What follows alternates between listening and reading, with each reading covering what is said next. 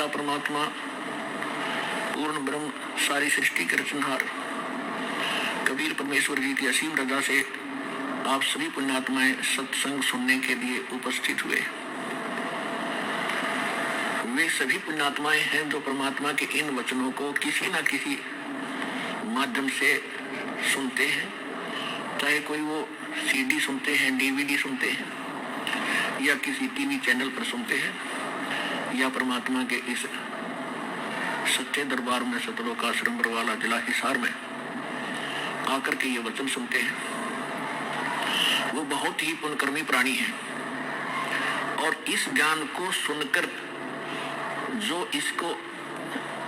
इसका अनुसरण करता है, इस ज्ञान को ग्रहण करके फिर इसके अनुसार वो कार्य क्रिया करता है, यानी दीक्षा लेता है, फिर आजीवन मर्यादा में रह के भक्ति करता है, तो वो विशेष पुण्यकर्मी प्राणी होते हैं।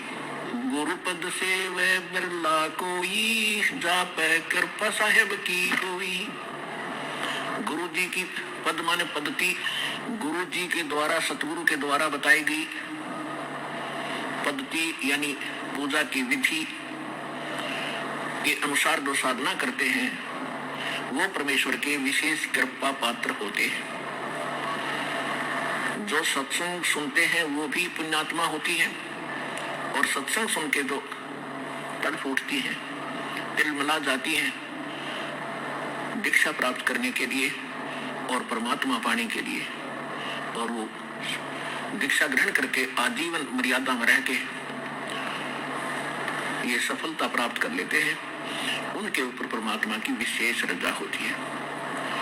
आप जी उन विशेष कृपा पात्रों में से हैं जिनके ऊपर परमात्मा ने विशेष रजा बख्शी है। इतनी सर्दी के अंदर और कहां से कितने लंबे सफर को तय करके आप छोटे छोटे बच्चों को साथ लेकर इस दरबार में पहुंचे हो। आपके ऊपर परमात्मा घना प्रसन्न है। अपने आप ही आपको प्रेरणा करता है, आप ही आपकी व्यवस्था करते हैं।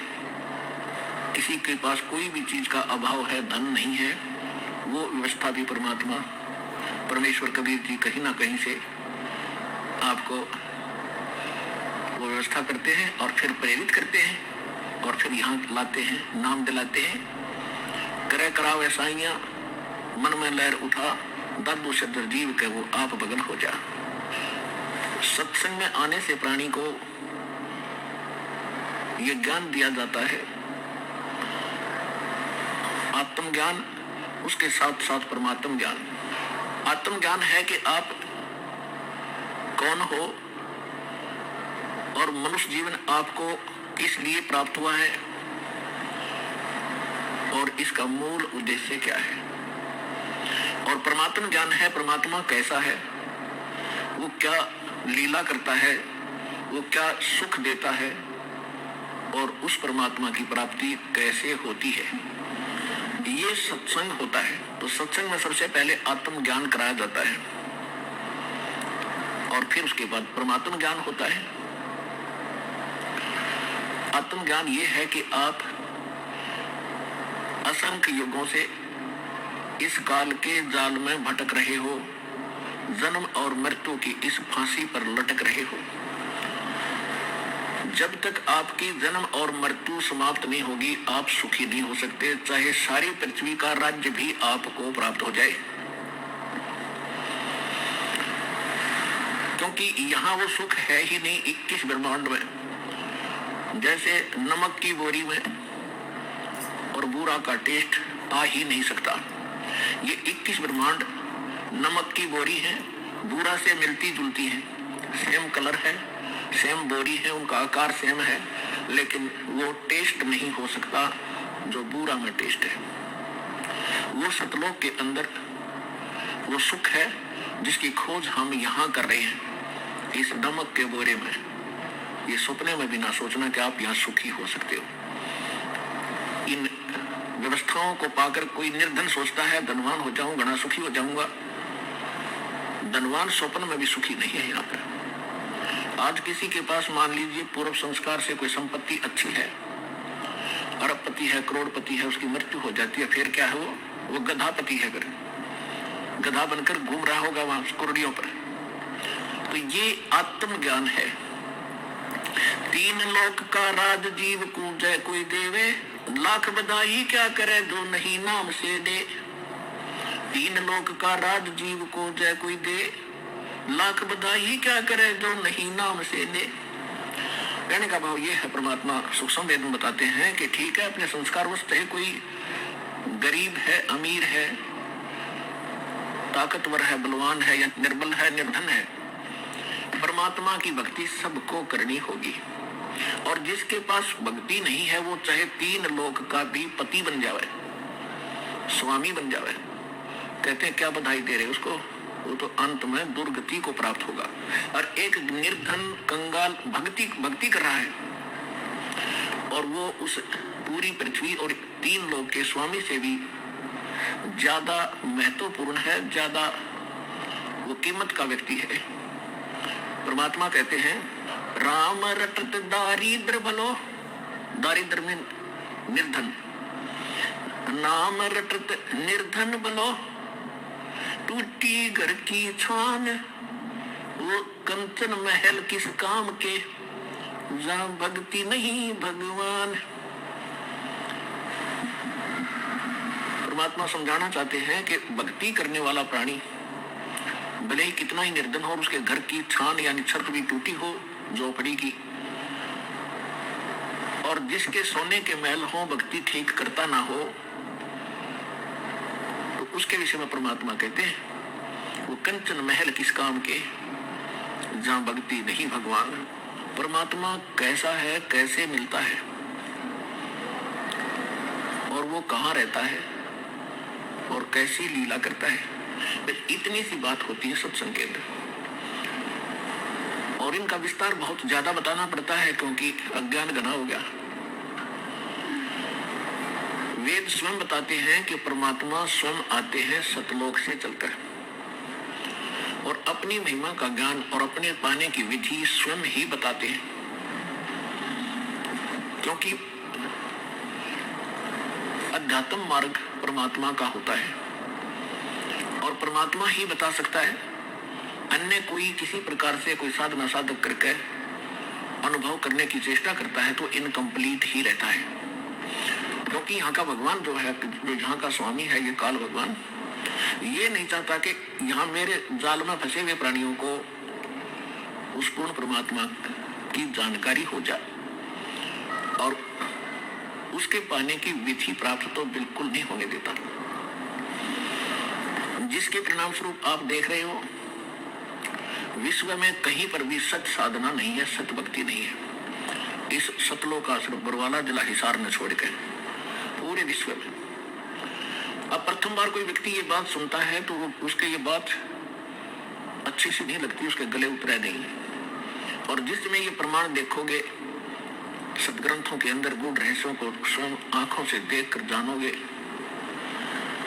फिर आप सहर्ष स्वीकार करोगे कि सचमुच इस विश्व में सत भक्ति किसी के पास नहीं है और सत साधना शास्त्र अनुकूल भक्ति के बिना जीव मुक्त नहीं हो सकता। अब जैसे किसी ने जंडी काटनी हो, एक पेड़ होता है जंडी, और उसके काटने का तरीका क्या होता है, एक कुहाड़ा होता है, कुहाड़ी पन्नी लोहे से बनी हुई, और फिर आरी होती है लोहे के दांतों वाली। उसके स्थान पर यदि कोई काट का हथौड़ा ले गए और उससे काटने का प्रयत्न करे तो कभी नहीं काट सकता। तो यथार्थ जो साधन है उस जंडी के काटने के, वही प्रयोग करोगे तो वह जंडी बहुत आसानी से कटेगी। ठीक इसी प्रकार यह जन्म मरण का रोग रूपी जंडी हमारे जाएगी, इसको काटने के लिए वो शास्त्र अनुकूल साधना का प्रयोग करना पड़ेगा, और जो इस दास के अतिरिक्त विश्व में किसी के पास नहीं है वर्तमान में। और जिन महापुरुषों ने यह जंडी काटी अर्थात मोक्ष प्राप्त किया, उन्होंने भी यही औजार प्रयोग किए थे जो दास आपको दे रहा है, बता रहा है, सुना रहा है, दिखा रहा है। और इष्ट या दंडी कटेगी, इसी से ये मोक्ष होगा। आज आपको बताएंगे कि परमात्मा कैसे मिले, परमात्मा प्राप्ति कैसे होगी। उसके लिए आपको प्रमाण भी देंगे और साथ में सत्संग भी सुनाएंगे। किस पुण्यात्मा को मोक्ष प्राप्त हुआ, उन्होंने कौन सी साधना की, और उनका हमारे सदग्रंथों में भी कहीं प्रमाण है कि नहीं। हमारे सदग्रंथों में प्रमाण मिल जावे, वो होगी शास्त्र अनुकूल साधना, और उसी साधना को उन महापुरुषों ने किया हो जिनको मोक्ष प्राप्त हुआ, तो शंका का कति नाश हो जाता है। फिर बिल्कुल निसंशय होकर के ये जीव भक्ति कर सकता है। सबसे पहले हमने अपने सदग्रंथों में से चुनना होगा, जानना होगा कि वो सदग्रंथ कौन से हैं जिनको हम ऑथेंटिक मान सकते हैं, जिनको हम आधार मानकर भक्ति कर सकते हैं। वो प्रमाणित सदग्रंथ कौन कौन से हैं, उनकी जानकारी पहले देते हैं। एक नंबर पे जो ज्ञान है, जो सदग्रंथ है, वो सूक्ष्म वेद है। सूक्ष्म वेद जिसको तत्व ज्ञान भी कहते हैं। श्रीमद् भगवत गीता अध्याय नंबर 4 के श्लोक नंबर 32 में कहा कि अर्जुन, जो अभी मैंने इसी चौथे अध्याय के 25 से लेकर 30 मंत्र तक जो जानकारी आपको बताई है कि कोई तो देवताओं की पूजा करता है, कोई केवल स्वाध्याय करता है, और कोई हठ योग करता है, घोर तप तपता है, कोई घोर अहिंसावादी व्रत रखता है, जैसे मुंह पर पट्टी बांध कर नंगे पैरों घूमता है, और कोई केवल योग अभ्यास ही करता है, और सभी के सभी अपनी इस साधना को पापनाशक जानते हैं। पापनाशक यानी मोक्षदायक। पाप नष्ट होंगे तभी हम मुक्ति पा सकते हैं, कर्मों के बंधन से हम यहाँ जकड़े पड़े हैं। यदि उन साधकों को ये पता चल जाए कि ये शास्त्र अनुकूल साधना नहीं है तो वो त्याग देंगे। उनको पता नहीं है तभी तो अपनी अपनी साधनाओं को सब श्रेष्ठ मानकर कर रहे हैं। चाहे कोई मंगलवार का व्रत रख रहा है, चाहे कोई शुक्रवार का, चाहे कोई किसी देव को पूज रहा है या भैरव भूत बतालों को पूज रहे, सभी के सभी अपनी साधनाओं को वो सत्य मान रहे हैं। तो यहाँ गीता अध्याय नंबर 4 के श्लोक 32 में गीता ज्ञानदाता कहता है कि इन धार्मिक यज्ञों की, यज्ञ माने धार्मिक अनुष्ठानों की जानकारी विस्तार के साथ सच्चिदानंद घन ब्रह्म की वाणी में लिखी गई है। सच्चिदानंद घन ब्रह्म की वाणी में विस्तार के साथ कही गई है, और वो परमात्मा द्वारा अपने मुख कमल से बोली जाती है। वो तत्व ज्ञान कहलाता है, उसको सूक्ष्म वेद कहते हैं। चौथे अध्याय के 34वें श्लोक में गीता ज्ञानदाता कहता है कि उस तत्व ज्ञान को मैं नहीं जानता, उसके लिए किसी तत्वदर्शी संत की खोज करो, और उनको दंडवत प्रणाम करने से, कपट छोड़ के उनकी विनम्रता से प्रसन्न करने से और सेवा करने से वो तत्वदर्शी संत उस तत्व ज्ञान का उपदेश करेंगे। तो गीता ज्ञान दाता ने स्पष्ट कर दिया कि जो गीता में मैं ज्ञान आपको अध्यात्म ज्ञान बता रहा हूं, ये कंप्लीट नहीं है, ये संपूर्ण नहीं है, इसमें वो तत्व ज्ञान नहीं है, वो सूक्ष्म वेद नहीं है। लेकिन ये भी नहीं कह सकते कि ये श्रीमद् भगवत गीता का ज्ञान गलत है। श्रीमद् भगवत गीता का ज्ञान कौन सा ज्ञान है? चारों वेदों का निष्कर्ष है। चारों वेदों का निष्कर्ष है। ये शॉर्ट में, संक्षिप्त में बहुत कुछ गहरा ज्ञान है। और इसके साथ साथ इस काल भगवान ने इसमें थोड़ी सी अटकल अपने मत प्रवेश करके गड़बड़ी की है, लेकिन वो वेदों से उसकी जांच करके हम इसके मत को रिजेक्ट कर रहे। उदाहरण के तौर पे गीता ज्ञानदाता गीता अध्याय नंबर 3 के श्लोक नंबर 6, 7, 8 और 9 में ये कहता है कि अर्जुन, यदि तू कर्म सन्यासी हो गया, काम छोड़ के और एक स्थान पर बैठ कर हठ योग करेगा, तो तेरा निर्वाह कैसे होगा?